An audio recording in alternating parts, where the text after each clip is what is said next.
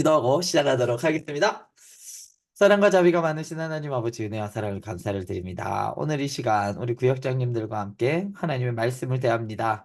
돌아오는 주일을 준비하며 하나님 말씀을 살펴볼 때에 우리가 먼저 말씀 통해서 은혜 받게 하여 주시고 말씀이 무엇을 가리키고 있는지 하나하나 살펴보는 은혜의 시간 되게 하여 주시옵소서. 예수님의 이름으로 기도드립니다. 아멘. 자, 오늘 조금 어려울 수도 있는데요. 먼저 들어가기 전에 조금 어려울 수도 있는데, 이 내용을 사실 예전에 한번, 제가 초등부에서는 한번 설명을 해드린 적이 있는데, 조금 어려운 내용일 수도 있어요. 그런데 들었고 이해하시면, 말씀 이해하는데 상당히 도움이 많이 될 것 같습니다. 자, 먼저, 돌아오는 주일에 말씀의 제목은 위로부터 오신 이라는 제목으로 말씀을 살펴볼 텐데요. 이게 뭐 첫 절의 말씀이에요. 본문 한번 살펴보도록 하겠습니다.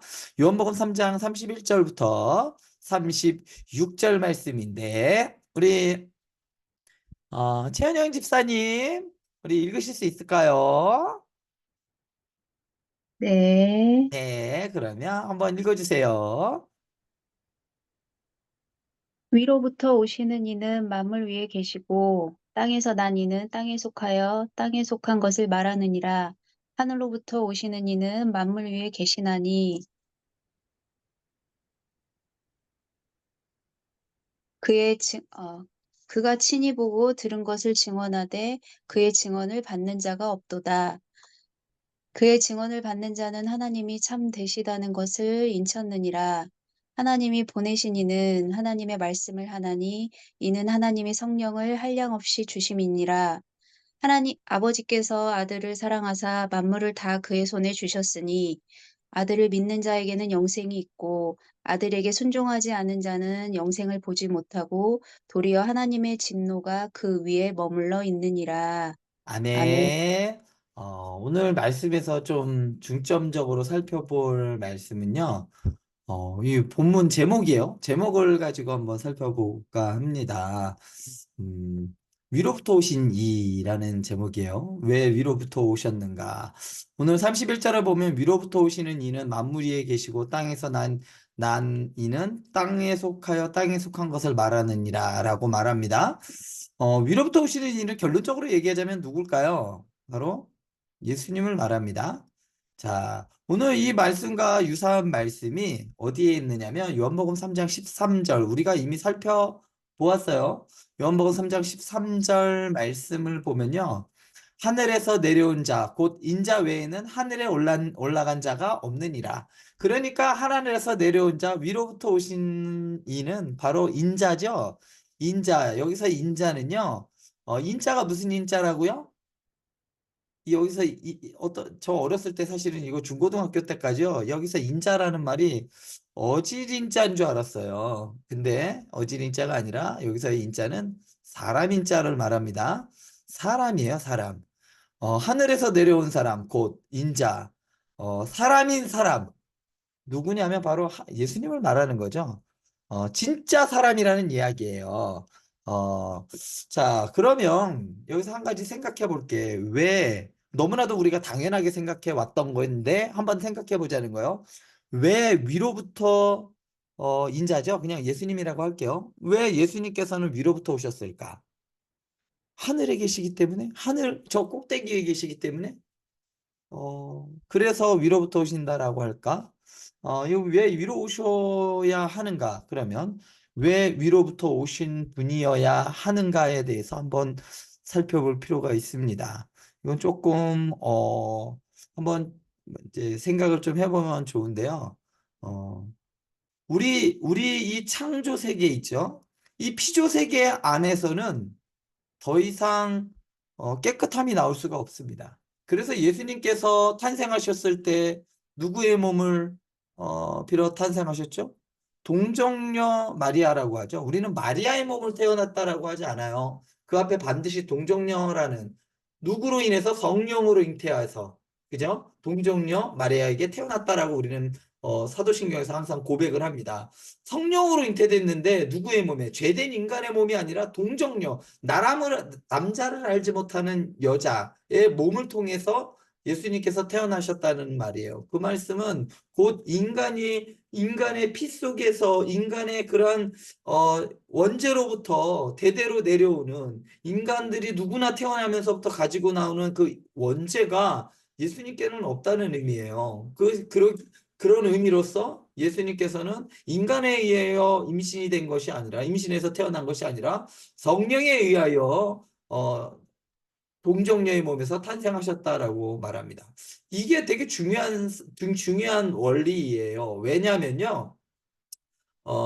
우리가 이제 먼저 이것을 이해하려면요. 구약 성경에서 이런 원리를 이야기한 바가 있습니다. 레위기에서 보면요. 레위기 4장 12절에 보면요. 조금 지저분한 이야기이긴 한데 전에도 제가 한번 이 말씀을 드린 적이 있어요. 똥 곧 그 송아지의 전체를 진영 바깥 재버리는 곳인 정결한 곳으로 가져다가 불로 나무 위에서 사르되 곧 재버리는 곳에서 불사를 지니라 라고 하면서 이스라엘 백성들의 진영 밖에 정결한 곳이 있다라고 말합니다. 정결한 곳은 뭐냐면요. 성소를 의미해요. 그죠? 우리가 말할 때. 분명히 성막 안에 지성소가 있고 성소가 있다는 건 알겠는데, 진영 밖에 성소가 있습니다. 정결한 곳이라고 했으니까요. 진영 밖에 정결한 곳에서 그곳에서 뭘 하냐면요. 똥같이 지저분한 것들 있죠.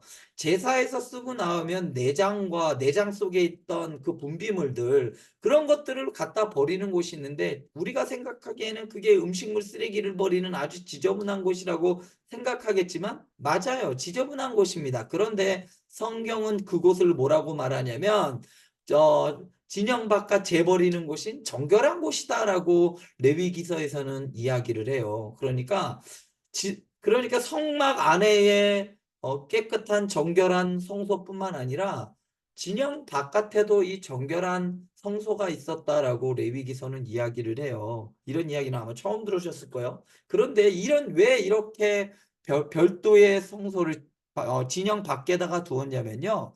이스라엘 백성들이 부정하게 되는 경우가 있어요. 하나님께 큰 죄를 저질러서 이스라엘 백성들이 대죄를 저지르면 이스라엘 백성들 전체를 위해서 소를 잡습니다. 왕을 위해서도 소를 잡아요.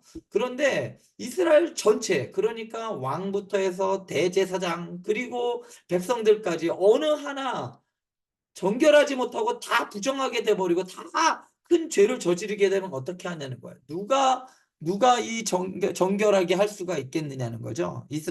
그래서 이스라엘의 그 성소가 다 부정해져 버리면 이러한 일이 벌어지면 이것을 어떻게 깨끗하게 할 방법이 없는 거죠. 그래서 하나님께서는 이스라엘 진영이 부정해졌을 때 이스라엘 진영이 완전히 그들의 죄로 완전히 다 더럽혀졌을 때 진영 밖에 있던 이 정결한 곳, 그들의 더러움을 내버렸던 그 정결한 곳에서 정결 의식을 다시 치러서 그래서 깨끗해짐으로 다시 들어오게 합니다. 참 놀랍지 않나요? 왜냐면요. 이스라엘 진영 전체가 부정해지면 그 안에서는 해결이 안 되기 교육을 할 때문이에요. 수가 없어요. 예? 세상에. 그 안에서는 이것이 해결이 되지 못하기 때문이에요. 자, 이런 원리로 마찬가지로 구약에서 이러한 원리가 있었듯이 신약에 와서 그러니까 인간 세계의 이 죄악들 자, 보면요. 이렇게 돼 있어요. 보면 오염되고 부정하게 돼버린 인간 세계가 이렇게 어두워져 버렸어요. 예수님이 오시기 전에 세상은 어두웠다라고 이야기를 합니다. 어둠 속에 있었어요. 참비신 예수님이 오시기 전에 세상이 다 어두워졌어요. 어두움은 어두움을 밝힐 수가 없는 것이죠. 부정한 것은 부정한 것을 깨끗하게 만들 수 있는 스스로 정화시킬 수 있는 능력이 없습니다. 그래서 진영박에 성소를 부었듯이 이스라엘 백성들뿐만 아니라 온 세상이 어둠 속에 있을 때에 이것을 정화하고 깨끗하게 할 수 있는 방법이 어디 있느냐면 인간 세계에는 없다는 거예요. 피조 세계 안에서는 그것이 없는 거예요. 그래서 완전한 성소 어디일까요? 하늘의 성소입니다. 하늘의 성소에서 죄로 더럽혀지지 않은 완전하고 온전한 그러한 분이 오셔서 정화시키는 거예요. 그게 바로 예수님인 겁니다. 그래서 요한은 그분이 어디서부터 왔느냐? 하늘로부터 오신 분이다라는 이 말 속에는요. 어둠 속에 있는 이 온 세상을 더 이상 우리는 정화 능력이 없으니까 하나님의 아들인 예수 그리스도께서 이 땅 가운데로 이 어둠 속으로 빛을 충탁에 타고 들어오셨다. 이 어둠 속에 빛으로 오셨다라는 말이에요. 그러자 이 세상이 어떻게 됐냐? 밝혀 보이기 시작했다는 거야. 비로소 세상이 이제 이 죄 가운데서 어두움 가운데서 점점 빛으로 나아갈 수 있게 되었다는 이야기입니다. 그래서 예수님께서는 이 땅에 있는 분이 아니라 반드시 하늘에서부터 오신 분, 이 세상이 아닌 다른 곳에서 오신 분으로 정화되어야 한다는 말이죠. 폐수는요, 스스로 깨끗해질 수가 없어요. 그죠? 마찬가지로 이 세상은 스스로 깨끗해질 수 있는 정화 능력을 상실해 버렸습니다. 그래서 예수님께서 오실 수밖에 없는 거예요. 그리고 또 하나 우리가 한번 생각해 볼 게 있는데요. 아까도 말씀드렸듯이 이분이 인자로 오셨습니다. 완전한 사람으로 오셨는데 한 가지, 왜 인간의 몸으로 예수님께서 오셨어야 하는가? 왜 예수님께서는 그냥 신으로 오지 않고 인간으로 오셔야만 하는가? 이유가 있습니다. 우리는 우리 기독교사를 보면요. 예수님의 이 신성 말고요. 인성과 신성에 대해서 많은 도전들이 있었어요. 야, 예수님은 인간이 아니야. 그냥 좀, 어? 신성을 갖고 있는 분이 그냥 인간의 몸을 입고 온 거야. 야, 어떻게 그렇게 하늘을 걷고, 그렇게 어떻게 기적을 하냐? 그거는 그냥 인간의 몸을 입고 온 그냥 신인 뿐이야. 라고 이렇게 이야기하는 이단들도 있었고, 또 어떤 이단들은 그냥 좀 뛰어난 인간이야. 무슨 하나님이야. 라고 하면서 신성을 부정하는 사람들도 있었습니다. 그런데 예수님께서는 완전한 하나님이시면서 완전한 인간이셨습니다. 반드시 그렇게 돼야만, 그런 분으로 오셔야만 우리의 구원이 이루어질 수가 있어요. 왜냐면요. 자, 우리 인간인 최초의 아담이 죄를 지었어요. 인간이 지은 죄는 반드시 무엇으로 갚을 수 있냐면요. 반드시 사람만이 값을 낼 수 있는 겁니다. 인간이 지은 죄를 없애기 위해서는 반드시 그에 따른 그거에 맞는 사람의 값이 필요합니다. 무슨 말씀인지 알겠죠? 아담이 지은 그 죄로 인해서 우리가 모두가 죄인이 되었다면 인간이 아담이 우리를 대표해서 죄를 저질러서 우리가 원죄를 갖고 있다면 또 다른 대표, 그러니까 예수 그리스도, 예수님이라는 그 완전한 사람이 그 죄에 대한 값을 낼 수가 있다는 거예요. 어떤 사람은 또 그래요. 그냥 하나님이 용서해 주면 끝나는 거 아니에요? 그러면 하나님의 공의가 깨져버려요. 하나님은 공평하신 분이고 공의로우신 분인데 죄인을 그냥 아무 그런 것도 없이, 죄인은 죄인일 뿐이지 그것에 대해서 얘는 그냥 야, 죄 없다 하자 이렇게 할 수가 없다는 거예요. 왜냐하면 죄를 저질렀으면 무엇이 반드시 따라갈 수밖에 없냐면 값을 당연히 따라갈 수밖에 없다는 거예요. 죄를 저질렀으면 벌을 받아야 되는 게 그게 당연한 이치이고 그렇게 돼야 그게 하나님의 공의가 설 수 있는데 그것을 그냥 없어버리면 하나님의 공의가 무너져 버리잖아요. 하나님은 그러신 분이 아닙니다. 그래서 이 하나님의 이 공의를 세우시기 위해서 아담 하나로 인하여 죄가 들어왔다면 그에 맞는 사람인 온전한 사람인 성육신한 예수 그리스도 그분의 몸을 빌어서 그 죄를 사할 수밖에 없는 거예요. 그 값을 낼 수밖에 없는 거죠. 그것만이 우리의 죄를 사할 수가 있는 겁니다. 또 하나 있어요. 사람이 대표해서 불순종을 저질렀다고 하면 또 그 순종은 누가 해야 되느냐? 사람이 순종을 해야 되는 겁니다. 아담이 하나님의 말씀에 불순종하였잖아요. 그래서 반드시 하나님의 말씀에 온전히 순종할 수 있는 분, 우리를 대표해서, 아담이 우리를 대표해서 죄를 저지르고 불순종했다면 우리를 대표하는 완전한 사람이 그 말씀에 순종하고 그 죄값을 내야 된다는 이야기죠. 그래서 예수님께서 완전한 사람의 몸으로 오신 거예요. 그래서 우리와 똑같이 배고프시고 똑같이 아프셨고 똑같이 피곤하셨어요. 그런 그래서 예수님께서는 이렇게 인간의 몸으로 오셨다는 것. 인간의 몸으로 위에로부터 오신 분이다라는 것을 꼭 기억하시기 바랍니다. 자, 오늘 말씀에서 또 하나 아주 중요한 말씀은요. 마지막 절이에요. 36절에 보면요. 아들을 믿는 자에게는 영생이 있고 아들에게 순종하지 아니하는 자는 영생을 보지 못하고 도리어 하나님의 진노가 그 위에 머물러 있느니라. 여기서 아주 중요한 말이 있어요. 중요한 두 개의 길이 있습니다. 하나의 길은 뭔가요? 하나는 구원의 길이 있고 또 하나는 심판의 길이 있습니다. 아들을 믿는 자에게는 영생의 길이 열리는 것이고요. 또 뭐죠? 아들의 아들에게 순종하지 아니하는 자에게는 뭐예요? 진노하는 심판이 그에게 머물러 있다라고 말씀하십니다. 그런데 이게 현재 진행형이에요. 심판이 이미 내려졌다라는 말입니다. 아들을 믿는 자에게는 영생이 이미 주어졌고 아들의 말씀을 아들에게 순종하지 아니하는 자에게는 진노의 심판이 이미 내려졌다라는 말입니다. 현재와 미래에 걸쳐져 있는 약속이라는 말이죠. 근데 여기서 아주 중요한 말이 뭐냐면요. 아들을 믿는 자와 아들에게 순종이라는 믿음과 순종이 같은 말로 사용되어 있어요. 아들을 믿는 자에게는 영생이 있고 아들을 믿지 않는 자에게는 심판이 있는데 이 믿는다라는 말에는 이 순종이라는 말이 같은 말로 사용되었다는 거야. 요한은 이렇게 사용했어요. 믿음과 순종은 같은 말이다라고 요한은 사용했다는 말이에요. 그러니까 이런 거예요. 예수님을 믿으면서 그 말씀에 우리는 어떻게 해야 된다? 예수님을 믿는 사람은 반드시 그 말씀을 뭐 하게 되어 있다? 순종해야 한다는 말이에요. 하나님의 말씀에 순종하는 사람은 어떤 사람이다? 예수님을 믿는 사람이다라는 말이에요. 그래서 믿음과 순종은 같이 가야 한다는 말씀이에요. 이 말씀은 뭐냐면요.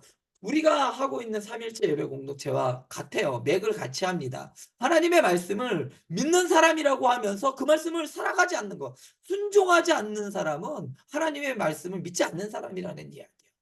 그래서 믿는 사람에게는 영생이 있고 믿지 않는 자들에게는 진노의 심판, 순종하지 않는 자들에게는 진노의 심판이 있다라는 말씀입니다. 바로 이 말씀은요. 지난 이 3장에서 3장 1절에서부터 나오는 누구의 말과 맞닿아 있을까요?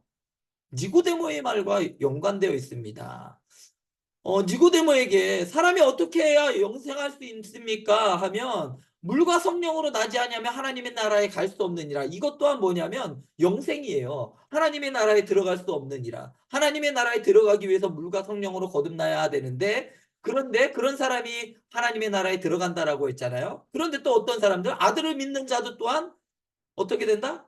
영생을 얻는다. 다른 말로 하나님 나라에 들어간다. 그러니까 믿는 것과 물과 성령으로 나는 것은 또 같다는 말이에요. 이게 왜 그러냐면요. 오늘 말씀에서 그 말에 의미가 담겨져 있습니다. 뭐냐면요. 이것이 누구에 의해서 그것이 진행되기 때문에 성령에 의해서 물과 성령으로 거듭난다는 말은요. 바로 성령의 임재를 성령께서 그것을 하게끔 예수님을 믿게끔 이렇게 하는 역할을 하신다는 말씀이에요. 그래서 물과 성령으로 난다는 말, 거듭난다는 말과 그리고 예수님을 믿는다는 말, 그리고 또 그 말씀에 순종한다는 말은 다 같은 말이에요. 왜냐면요.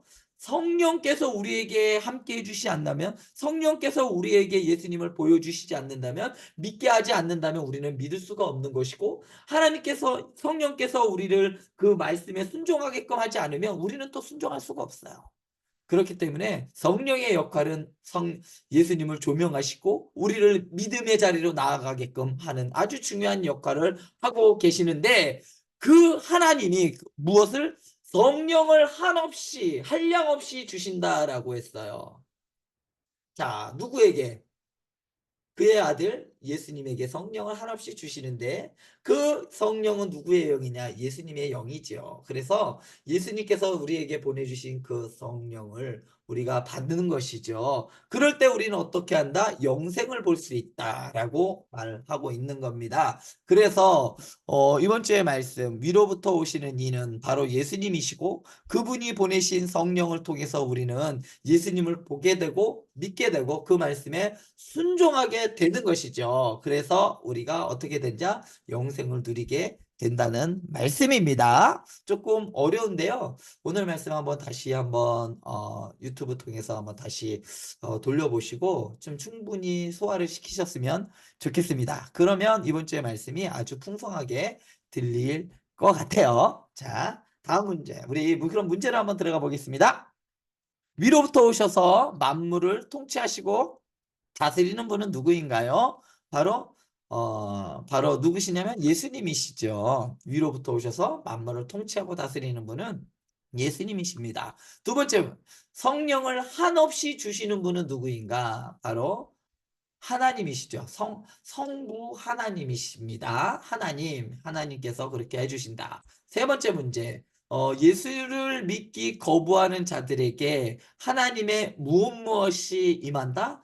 오늘 말씀 36절에 나와 있어요. 가로넣기. 무엇이 있다? 예수를 믿기 거부하는 자들에게는 하나님의 진노가 임한다라고 오늘 말씀에서 말하고 있습니다. 자, 궁금하거나 또 의문점이 있으면 이렇게 또 예배 후에 요 후에 저에게 문제 주시면 질문을 해주시면 좋겠습니다. 지난주에도 우리 박금순 권사님이 아주 좋은 질문을 해주셨어요. 자, 또 이번 주에도 궁금하신 점들이 있으면 저에게 질문해 주시면 좋겠습니다. 기도하고 마치도록 하겠습니다.